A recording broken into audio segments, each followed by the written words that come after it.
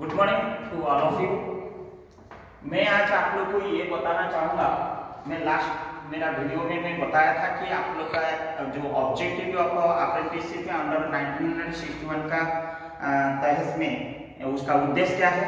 और उसमें कैसे इंडक्शन होना है, क्या है, ये सब डिटेल्स हमने बात किया था, चर्चा किया था और हमने बताया था भी कि बेनिफिट्स ऑफ अप्रेंटिसशिप 1961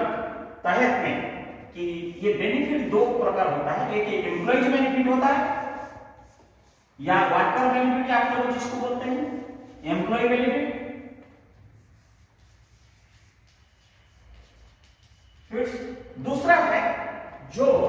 हम जो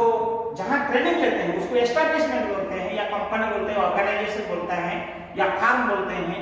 तो उसको हम बोलते हैं एस्टैब्लिशमेंट या एम्प्लॉय। एस्टैब्लिशमेंट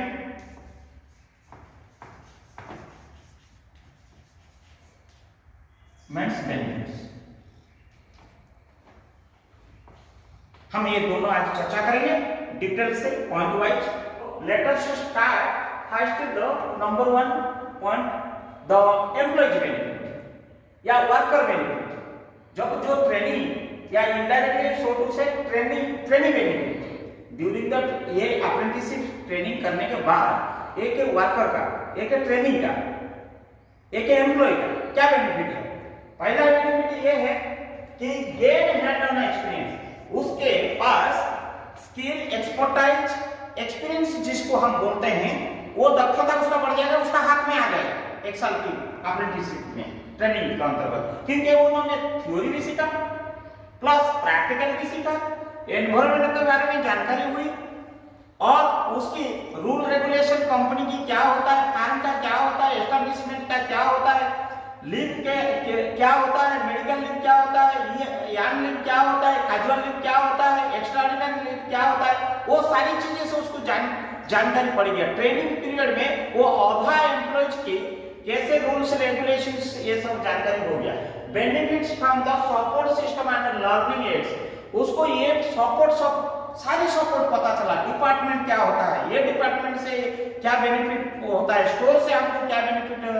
होता है, परचेस से क्या होता है, स्काडा क्या होता है, पीएलसी क्या होता है, इंडस्ट्री क्या होता है, ये सारी चीजें से कि एनवायरमेंट है उसको पता चल जाता है। सबसे बड़ा इंपॉर्टेंट बात है कि उसका अप्रेंटिसशिप के अंतर्गत आप लोग का जो ट्रेनिंग चलेगा, आप लोग का जो अप्रेंटिसशिप करोगे, 1 साल का करोगे या 2 साल का करोगे या 3 साल का करोगे, ये जो चीज है उसी समय आपको खुद एस्टैब्लिशमेंट पेमेंट देता है, आपको कोई पेमेंट देने की आवश्यकता नहीं पड़ता है। इस इनडायरेक्टली यू कैन से यान वाले लर्न, आपने जो पढ़ाई करते हो आपने रोजगार करना शुरू कर दिया है। तीसरी बात ये है, ये नेक्स्ट पॉइंट आपका ये आता है कि जब आप कोई काम करते हो एक वर्क एनवायरमेंट फील हो जाता है कि यस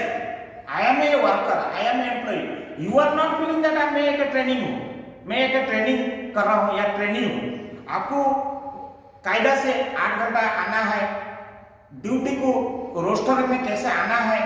कौन आपका कंट्रोलिंग ऑफिसर होता है, कौन आपका सेक्शन इंचार्ज होता है, कौन आपका शिफ्ट इंचार्ज होता है, ये एनवायरमेंट आपको एक फील वर्किंग एनवायरमेंट आपको एक शिक्षा मिल जाती है। और आप जब ये अप्रेंटिसशिप करके निकलोगे या जब खत्म हो जाएगा आपको जो सर्टिफिकेट मिलेगा, एक सर्टिफिकेट नहीं मिलेगा, आपको एक इंडस्ट्री रिकॉग्नाइज्ड सर्टिफिकेट क्वालिफिकेशन की मिलेगी, जो कोई भी इंडस्ट्री में वो एप्लीकेबल होगा to whomsoever it may concern in any registered firm which is under MSD or which is not under also MSD, because you have already been gained the skill, experience and expertise about the different categories of the job and different discipline of your respective areas. Next है कि employ incentive, जैसे कि आप एक establishment में काम कर रहे हैं और आपने आज आप मान लीजिए डिप्लोमा किया या डिग्री किया या आपने आईटीआई किया या 10th पास किया, लेकिन आपके पास कोई अप्रेंटिसशिप नहीं है, लेकिन आप कुछ छोटा मोटा जॉब कर रहा है। लेकिन जब आपका ये अप्रेंटिसशिप हो जाएगा, आपको आपका जब टेक्निकल स्किल बढ़ेगा, जब हाईली आपने स्किल्ड हो जाओगे, सेमी ऑन स्किल वर्कर का 3 कैटेगरी होता है, on skill, semi skill, skilled and high skill. ये जो हाई स्किल्ड होता है ये 3 कैटेगरी के ऊपर वाला होता है। ये जो हाई स्किल्ड आप बनोगे आफ्टर अप्रेंटिसशिप ट्रेनिंग, तो इसमें जो एस्टेब्लिशमेंट में आप काम कर रहा है वो एस्टेब्लिशमेंट आपको इंसेंटिव देगा या आपको एलिवेट करेगा, रिडेजिग्नेटेड करेगा, हायर डेजिग्नेशन देगा या प्रमोशन देगा या सो मेनी रिवॉर्ड देगा, रिकॉग्नाइज करेगा या एप्रिसिएशन करेगा, कुछ तो करेगा। ये आपका एक बेनिफिट होता है। उसका अलावा आप अभी मान लीजिए सिंपली 10th पास और आपने अप्रेंटिसशिप ट्रेनिंग करके यहाँ पे 1 इक्विवेलेंट टू आईटीआई कोर्स जैसे हासिल कर जाते हो, आप जब जाते हो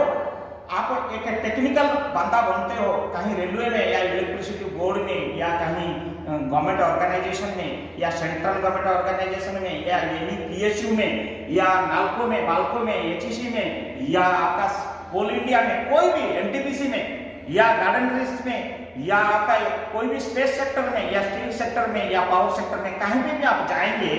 तब आपको जब नौकरी आपको वाइड रेंज मिल जाता है, आप कहीं भी चूज कर सकते हैं, you are open to all. तो आपका हिसाब से एस्टेब्लिशमेंट चूज करेगा या आपका दक्षता का हिसाब से आप एस्टेब्लिशमेंट चूज करके जब नौकरी करके अपना गांव को लौटते हो, वो गांव में आपकी रहन सहन, लाइफस्टाइल, आपकी एर पड़ोसी अड़ोसी सब कुछ आपका जिंदगी बदल जाता है, ताकि कि इसको सोशियो इकोनॉमिक वैल्यू, जिसको सोशियो इकोनॉमिक रिकॉग्नाइजेशन आपका संसार में काफी बढ़ता है, यार दोस्त में बढ़ता है, समाज में भी बढ़ता है, माँ बाप का भी इज्जत होता है और आने वाला जेनरेशन के लिए आप शिक्षा भी देके वो सोशल वैल्यू को भी आप बढ़ाने की एक कदम पहलू शुरू करते हो। दूसरी बात है कि ये मैंने ऑलरेडी ये पॉइंट बोल दिया हूं कि जब ये अप्रेंटिस कर देते हो आपको वाइड रेंज वेराइटी रहता है, ऑप्शंस रहता है। जब आप 10th पास करते हैं कहाँ क्या करना है, बट जब आप अप्रेंटिसशिप लेके जब आपने टेक्निकल एजुकेशन को बढ़ावा दे देते हो कोई भी ट्रेड में, चाहे आप इलेक्ट्रिशियन हो, फिटर हो, टर्नर हो, आपने या एनी अदर मशीनिस्ट्री हो या स्विंग टेक्नोलॉजी हो या कंप्यूटर कोपा हो, एनी ट्रेड में आप ब्लैक स्मिथ हो, कारपेंटर हो, पैटर्न मेकर हो, मोल्डर हो, ये क्रेन ऑपरेटर हो, किसी ट्रेड में भी आप अगर दक्षता हासिल कर देते हो, आपके पास वाइड रेंज रहता है। डिफरेंट डिसिप्लिन में जहां आपको ओपन चाहिए आप जा सकते हो, अप्लाई कर सकते हो और आपका स्किल है, एक्सपीरियंस है, एक्सपर्टाइज है, बोथ थ्योरी एंड प्रैक्टिकल, आपको सुविधा भी हो जाएगा, सहूलियत भी हो जाएगा और इजी टू गेट ऑल्सो हो जाएगा। एस्टेब्लिशमेंट भी सिमिलरली वाइस वर्सा आप लोग को देखता है कि ये बंदा टर्नर है, ब्लैकस्मिथ है, मेरे को चाहिए, कारपेंटर है, प्लम्बर है, वो ऑटोमेटिक उसको भी इजी होता है, vice versa win win situation हो जाता है। इसको बोलता है choose from wide opportunity both employee and employers, establishment also workers and improve employability। हम आज जानकारी नहीं है हम कैसे ये काम को करना है, लेकिन जब स्किल, एक्सपीरियंस, एक्सपर्टाइज हम जमा लेते हैं अप्रेंटिस ट्रेनिंग के अंतर्गत, हम लोग को पता चलता है काम करने का स्टैंडर्ड ऑपरेटिंग प्रोसीजर या स्टैंडर्ड ऑपरेटिंग प्रैक्टिस, काम करने का शैली, उसका स्टेप बाय स्टेप क्या है, जैसे करते हैं जो 2 घंटे का काम हम 1 घंटा में कर देते हैं। हम बिकॉज हमारा स्किल डेवलप हो चुका है, हम हाईली स्किल्ड हो चुके हैं। हम कल जान नहीं थे, पास जानकारी नहीं था कैसे दिल्ली तक पहुंचेंगे, लेकिन दिल्ली तक पहुंचने के लिए रोड है, ट्रेन है, हवाई जहाज है, तो हमको कौन सा किस प्रकार स्तर में जाने से जल्दी पहुंचेंगे और इंपोर्टेंस कैसा काम है और इंडस्ट्री को जॉब के प्रति कितनी इंपोर्टेंस है, कितनी जरूरत है, मुझे किसी रास्ता अपनाना पड़ेगा, किसी मोड को अपनाना पड़ेगा, किसी ऑपरेटिंग प्रैक्टिस को अपनाना पड़ेगा, उससे एम्प्लॉयबिलिटी बढ़ता है और प्रोडक्टिविटी भी बढ़ता है एस्टैब्लिशमेंट की, आपका भी एम्प्लॉयबिलिटी, ये वाइस वर्सा है, डुअल विन विन सिचुएशन हो जाती है। और एक सर्वोपरि होता है, एक स्टूडेंट की ये लिखा है एंजॉय स्टूडेंट डिस्काउंट्स, आपको स्टूडेंट का ट्रेनिंग हो जाते हो जब आप ये अप्रेंटिसशिप ट्रेनिंग, आप जब स्कूल में पढ़ाई करते, कॉलेज में पढ़ाई करते, आप एक साधारण स्टूडेंट हो जाते हो, लेकिन प्योर स्टूडेंट होते लेकिन जब अप्रेंटिसशिप आ जाते हो, student as well as trainee as well as एक पार्ट टाइम वर्कर, आप एक ट्रेनिंग करने वाला एक कैंडिडेट बन जाते हो। आप स्टूडेंट लाइफ कम, आपने वर्कर लाइफ को, एम्प्लॉय लाइफ को ज्यादा, इसीलिए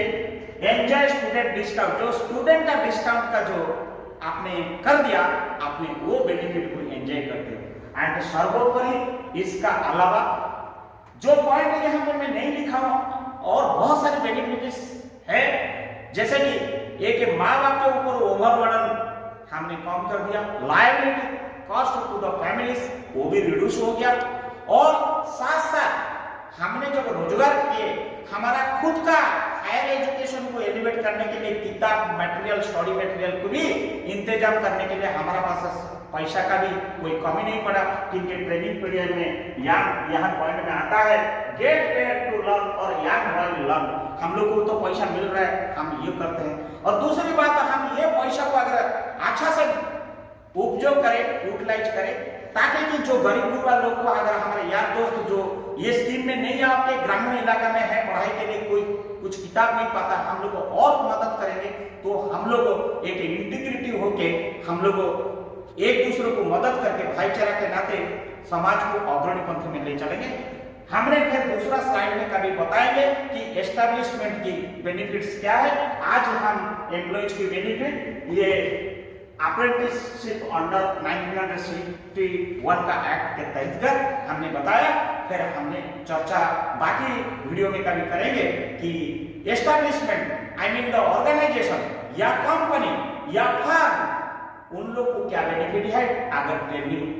ट्रेनिंग दिलाते हैं अंडर दिस स्कीम। धन्यवाद।